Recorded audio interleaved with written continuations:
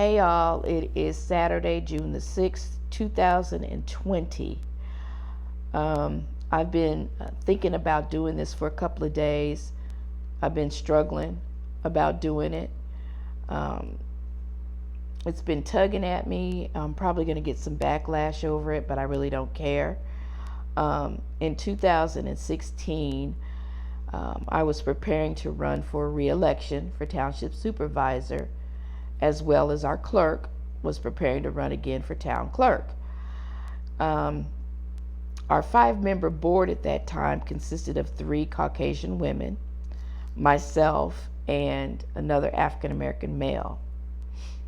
The board sets the salaries for the incoming officials, so it wasn't a secret. Everybody knew I was going to run again. Everybody knew the clerk was going to run again. The board proposed that we do salary cuts. Now, keep in mind, I wasn't asking for a salary increase. I wanted the salary to stay the same. But they proposed to do a salary cut. So I stated that if you're going to do a cut, then do it across the board. Do it fair.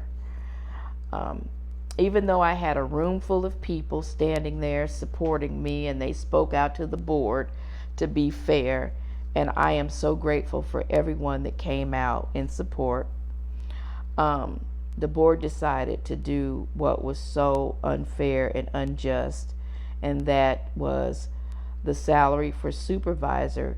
They cut $15,000. The salary for clerk, they cut $18,000.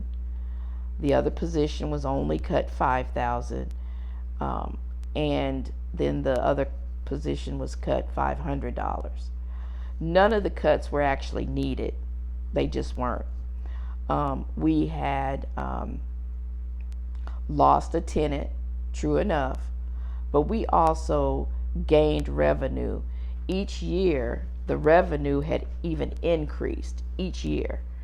I showed it. I showed proof of it, but was completely ignored. So we're tired of dealing with stuff like this. It was personal. It was racial. When you cut 2 African American salaries, 2 African American women's salary the way you did, it was racial. Nobody, people of influence in this community, people that could have called her or called them and said that isn't right, kept silent. And then after it was done, when there was nothing else that could be done about it, then spoke up and said, I wish you hadn't have done that. That's a problem. So I'm asking, because we're all tired. 50 states are protesting now, and other countries are protesting because we're just tired of being treated unfairly. So moving forward, be proactive. If you know it's wrong, then say it's wrong up front instead of waiting until it's done and then you react.